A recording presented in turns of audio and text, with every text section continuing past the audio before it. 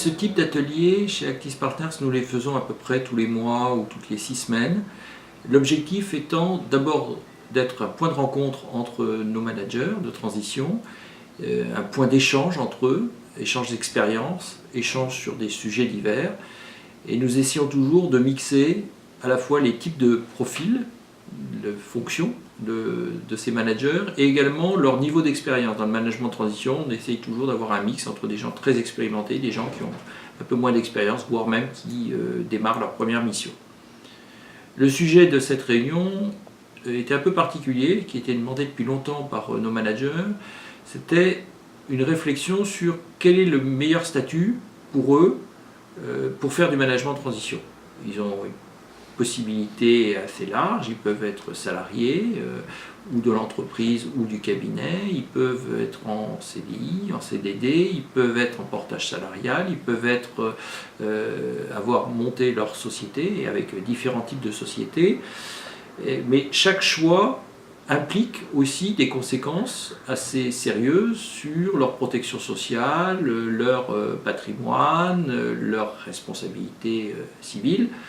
Et donc on a voulu faire un atelier centré sur cette question.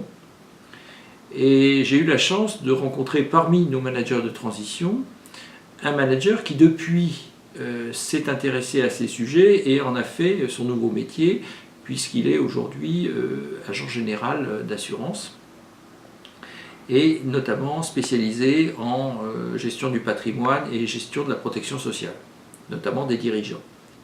Et donc Thierry Cancian a accepté d'animer cet atelier avec moi. Et donc il y a eu un échange très intéressant entre les managers qui avaient leurs propres questions et puis donc l'animation, et notamment Thierry leur apportant un certain nombre d'éléments sur à la fois les possibilités qu'ils ont, donc si vous choisissez tel statut, et bien voilà les conséquences que ça peut avoir pour vous.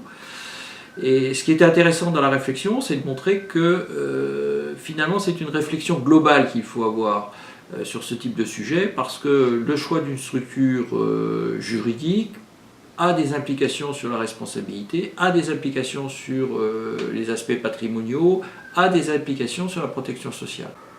Voilà, donc c'est un atelier qui a été vraiment, je crois, un des plus animés qu'on ait eu, très intéressant au niveau des échanges, et sur une question qui finalement n'est jamais traitée, beaucoup cherchaient des réponses auprès de différentes personnes dans leur entourage, mais n'avaient pas trouvé une personne qui était capable de leur exposer l'ensemble de ces éléments.